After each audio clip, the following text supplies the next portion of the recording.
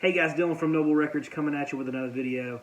Today I was thinking, you know what, I haven't done a video about grunge yet, so I thought I might as well go ahead and do that.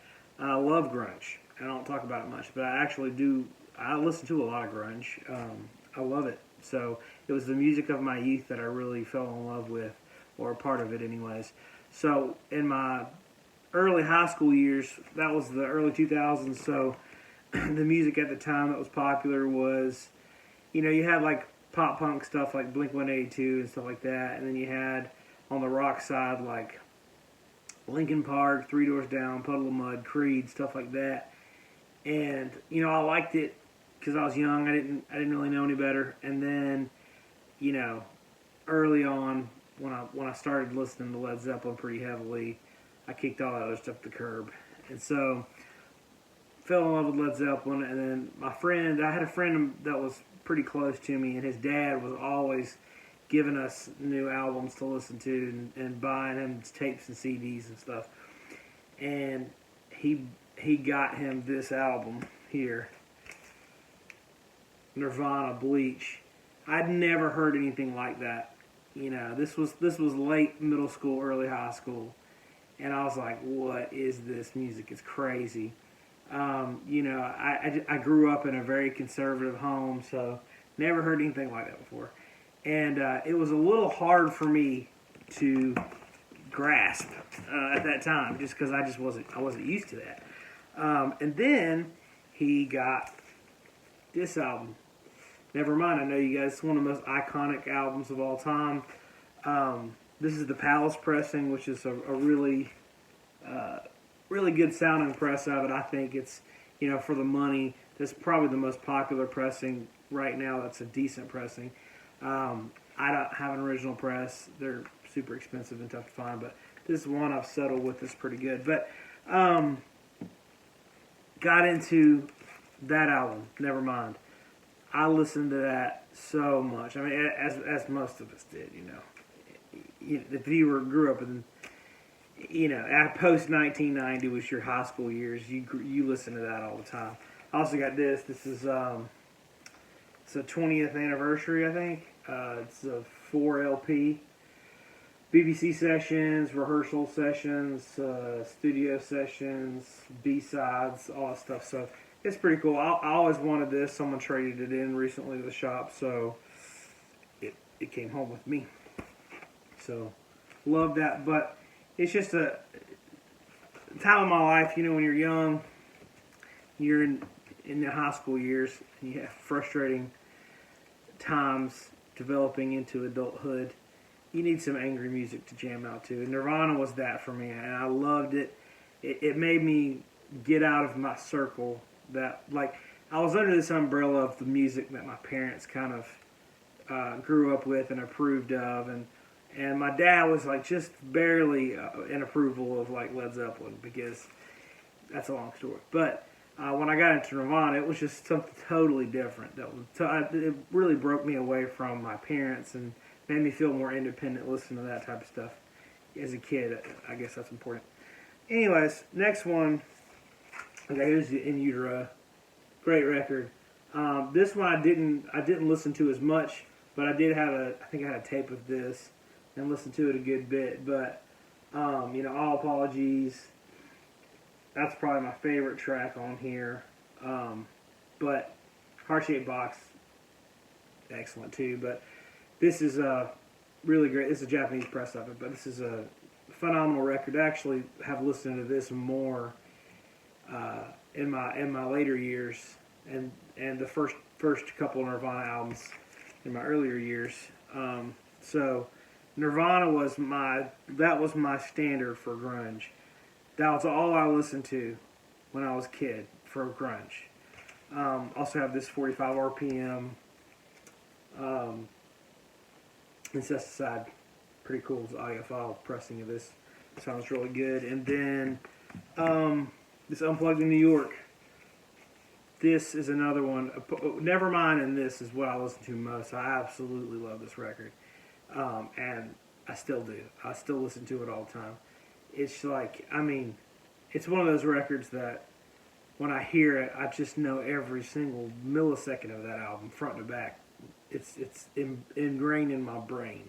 I've listened to it so much, but it's just I just fell in love with that aesthetic, and I even like me and my friends would go to Goodwill and buy old grandma sweaters and wear them, and big sunglasses like Kurt Cobain. I think everybody did that. A lot of people did it, but anyways, I just thought it was just so cool, as a kid. But I was obsessed with Nirvana. I loved them for a period of time. So we're gonna go into not Nirvana land, which took me a while to get into. This is one. This is an album. This is the only reason I'm showing this is that it's Nirvana related. So this is Dave Grohl's band before Nirvana. It's called Scream. It's live in Amsterdam. I think this is the only album they put out like on LP. But there's Dave Grohl there playing drums like a boss. This is a fantastic album. Put an alert on your eBay or whatever you do to get records, because this you can get it for like $15, I think, or less, maybe less. I don't think it's more. It might not even be more than 10. But this is a fantastic record. If you like grunge and like, I don't know, it's like a mix of like grunge and a little hardcore. It's a little harder than Nirvana, I think, but it's a great record. It's really good. I really, really like this. I found it. I was like, "Holy crap! This got to be worth some money." It's not. It's not worth much, but it's one to look out for. So fast forward. Oh man! So there was always the dispute between Nirvana and Pearl Jam. Whatever. How big of a dispute it actually was is up for debate, I guess.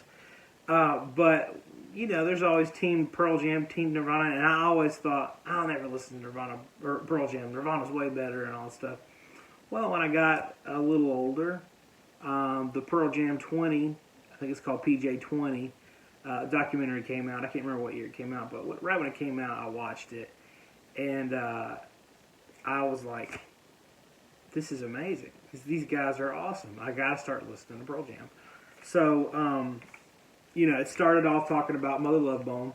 This is Apple, My Mother Love Bone. This is an amazing record, and I can't believe I'd never heard of it before that point. But this is, if you've never heard of it, Mother Love Bone is pre-Pearl Jam. So this is all the dudes before Eddie Vedder came into the picture. So Andy Wood was the lead singer.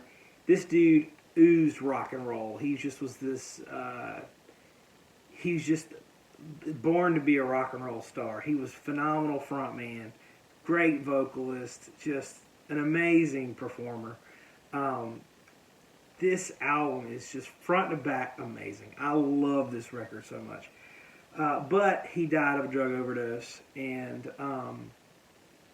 they meet Eddie Vedder, and kind of in the throes of that, I'm going to jump off course for a second here, kind of playing it. In the throes of that, them losing Andy Wood and then meeting Eddie Vedder, they also were good friends, and I think even roommates with Chris Cornell. So they had this band called Temple of the Dog. This album was pretty much written about Andy Wood. This is members of Soundgarden and Pearl Jam together. This is another incredible record. I discovered all these records all about the same time, in my early 20s. And Say Hello to Heaven, that's, about Andy Wood. Hunger Strike is the one that everyone knows.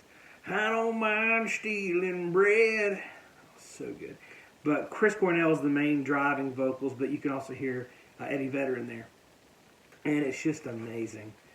Just this culmination of incredible musicians.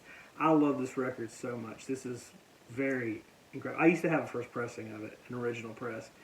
And I sold it when I sold everything. But this is a purple vinyl. Musicon vinyls are a really good copy to get if you can. But they have now reissued it pretty widely.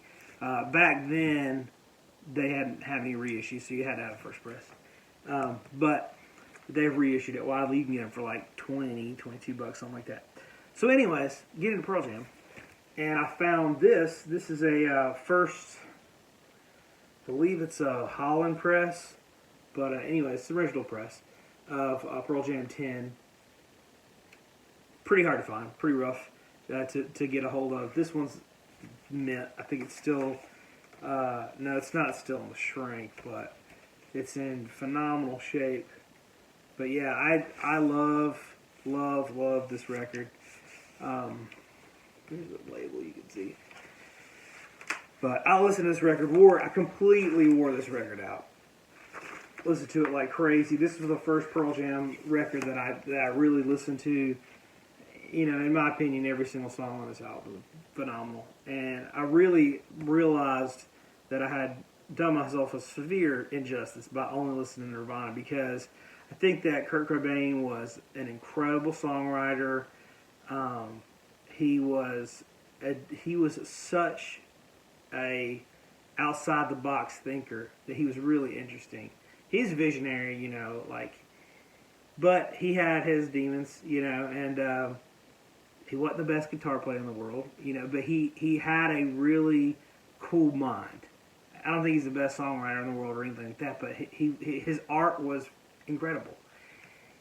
He knew how to get people going, you know what I mean? So great dude. But Pearl Jam, as far as like musicianship goes, blows Nirvana out of the water. And me as a guitar player listening to Pearl Jam, I'm like, holy moly, the guitar solos on this is phenomenal.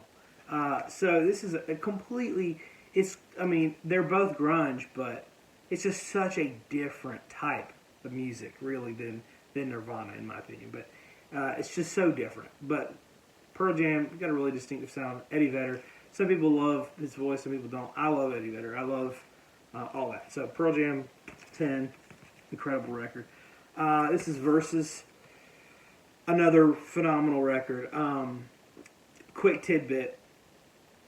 When I sold all my records a few years ago, I kept all my original pressings of Nirvana, Pearl Jam stuff. But I had all the reissues and stuff. And actually, I had everything, the Pearl Jam's full catalog. And then when I opened the record store, I sold all the reissues and kept the originals. That's what happened. But anyways, Versus, another phenomenal record. I talked about this in a couple videos back. This is a really significant record to me. Another one I just completely wore out. Vitality. These are all original pressings. But yeah, this was an incredible record for me too. This one's a lot different. If you pan from the first record to this record, you can see them changing. That's a lot different of a record. But Vitality is another. This is like, in my opinion, the last really grunge Pearl Jam. The last really good. They start to really change after this record, in my opinion. Not in a bad way, but just in a different way. The first three albums are where it's at for me. I love this first three albums, but this one, I could listen to this over and over again. It's so good. You got Yield. This is an original U.S. press of Yield. It's another really great record, a strong record. I've not been able to get into this one like I have the first three. I don't know why. Maybe later in my life I will. But I still really like this record, but it's not like something that is so close to my heart like the first three are. But that's an original U.S. press. And this is a reissue of the self-titled Avocado record, which I really like this one as well. I just got this recently because I think somebody traded it in or something, and I was like, well, it's a used reissue. I'm just going to keep it to have it because the originals are ridiculous money. So that's a great record. And then, I've got this Let's Play 2 Pearl Jam live at Wrigley Field. This is a really good live set they did, but I thought I'd show it. But anyway, so going back, rewinding a little bit, Temple of the Dog. So you got Temple of the Dog. As I'm hearing this record, I'm realizing how incredible Pearl Jam is. I'm realizing how incredible Eddie Vedder is, and I'm realizing how incredible Chris Cornell is. Now, the connection for me, as I told you before, early 2000 music, is Audioslave. So I did listen to Audioslave. I love Audioslave. I love Chris Cornell's voice. I loved Rage Against the Machine. I really got into Rage Against the Machine in high school freaking love Rage Against the Machine. I don't know if you'd call them grunge. I didn't include them in this because I don't, but I love Rage Against the Machine. They're one of my favorite bands. Hands down. Incredible stuff. Anyways, so Audioslave, when I realized they were pretty much Rage Against the Machine with Chris Cornell, that blew my mind, you know, as I got older. But then I realized I really liked Chris Cornell. This record, Audioslave, phenomenal in my opinion. But I might be too close to it. It's nostalgic for me, but I love this record. But anyway, so then I started getting Pearl Jam. So I was like, Chris Cornell is amazing. First album I really got into was Bad Motorfinger. I had an original press of this on gold vinyl with autographed by a full band, but I sold it a while back before Chris Cornell died. I would never have sold it after he died, but it just happened that way. But this is an original press. This is a UK something or another. But this is my favorite Soundgarden album, probably. It's so, so good. But we'll go back to the beginning. Let's see what we got here. So we got the first couple. You know, we got... This is a killer copy of this record. So Louder Than Love... I love this album. This album's hard to find, and it's kind of hard to find in good condition. I have found a couple copies that were just completely destroyed. This one's still in the shrink, if you can believe it, with the hype sticker, explicit lyrics hype sticker. This is an original, like I said, and this is so much more on the almost punk rock side of grunge. You know, that early grunge that I don't think Pearl Jam really ever did that hard, you know what I mean? But this is a lot different than the later stuff, obviously, but I love this record. It's really good. Ultra Mega OK is another original press. I have all the original press Soundgardens. I don't have King Animal, but other than that, really great record. I like Ultra Mega OK. It's okay. And then, like I said, I got this original Bad Motorfinger. This one's out of this world. I love this album so much. I cannot even with words explain. Let's go. So I've got the Super Unknown. This is another one. I love it so much. It's so good. This is a original press on, yeah, clear.